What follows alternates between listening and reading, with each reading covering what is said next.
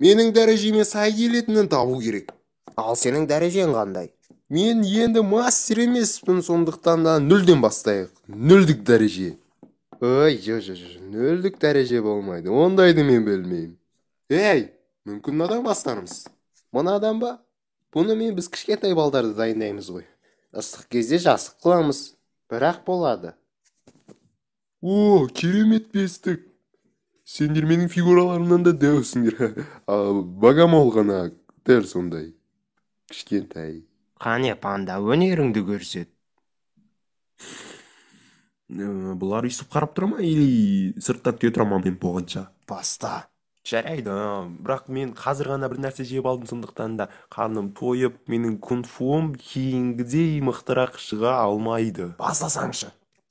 Бастасақ бастайын. Не қатайып тұрсың, ей?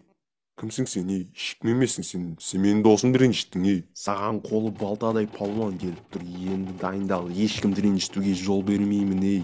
Сен шегірткенің стилімен анандай тұп-тұрық маймылдың стилінен басқа дым көрмегенсің ғой. Мүмкін сені жыланның стилімен айырып жіберетін Бастасай десіз. Жарайды.